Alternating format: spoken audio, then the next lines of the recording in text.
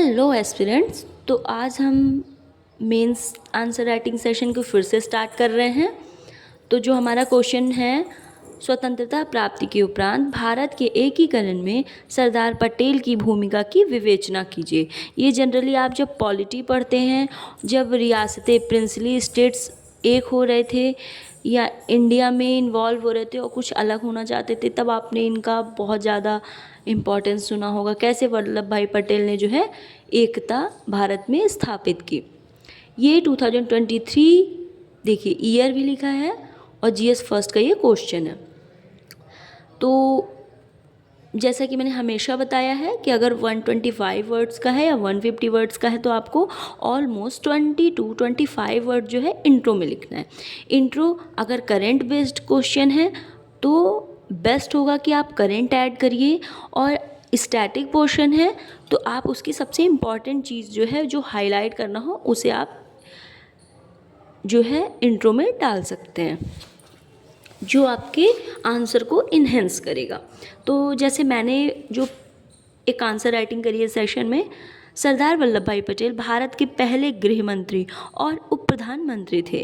भारत संघ में 554 रियासतों को एकीकृत करने में उनके उल्लेखनीय योगदान के लिए उन्हें भारत के वास्तविक एकीकरणकर्ता के रूप में पहचाना जाता है।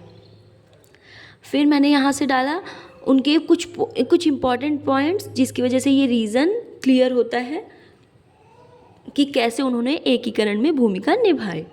तो जुलाई 1947 में पटेल ने राज्य के विभाग का गठन किया और उनका तात्कालिक उद्देश्य रियासतों के विलय को सुरक्षित करना था। उन्होंने राजकुमारों से बातचीत करने और उनकी सहमति प्राप्त करने के लिए प्रीवी पर्स की शुरुआत की थी। उन्होंने जूनागढ़ और हैदराबाद पर भी विलय करने के लिए बल का प्रयोग किया, जो भारत में विलय नहीं चाहते थे। आपने हैदराबाद, जूनागढ़, जम्मू कश्मीर के बारे में पढ़ा होगा डिटेल से। सरदार पटेल ने ब्रिटिश भारतीय क्षेत्र को 7 रियासतों को एकीकृत किया और भारत के विभाजन को रोका। अगर वो हैदराबाद इंडिया का पार्ट ना होता तो आप सोचिए कि इंडिया जो आज एक कंप्लीट कंट्री दिखता है, उसमें किसी और कंट्री का भी पार्ट होता जो हमारी एकता को खंडित करता है ना। अब यही वर्ड्स जो है उन्हें कंप्लीट करता है एकीकरण में, कि कैसे उन्होंने एकीकरण का जो है कार्य किया। फिर हम निष्कर्ष लिखते हैं, किसी भी देश का आधार उसकी एकता और अखंडता में निहित होता है और सरदार पटेल देश की एकता के सूत्रधार थे। अब जो है 125 वर्ड्स था तो ऑलमोस्ट कंप्लीट हो चुका है। अब हम सेकंड क्वेश्चन करते हैं। आई होप कि ये सेशन आपको हेल्पफुल होगा। मैं ये नहीं कहती कि जो मैंने लिखा है आपको टू द पॉइंट लिखना है, बट आप इस चीज़ को फॉलो कर सकते हैं और इसमें कुछ चीज़ें और ऐड कर सकते हैं, आपको जैसा भी सही लगे। सेकंड क्वेश्चन है, उत्तर प्रदेश की विधानसभा में विधि निर्माण प्रक्रिया का वर्णन कीजिए। ये जीएस पेपर 2 का है, 200 वर्ड्स में लिखना है और 12 मार्क्स का है ये। तो जैसे मैंने बताया है, मैंने स्टेप बाय स्टेप जो भी विधानसभा के विधि निर्माण की प्रक्रिया है वो टू द पॉइंट लिखने की कोशिश की है। जो भी मिस्टेक हो चुकी होगी उसके लिए सॉरी।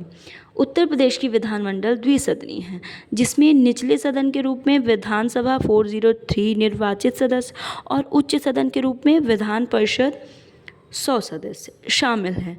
कानून बनाने की प्रक्रिया कुछ इस प्रकार है।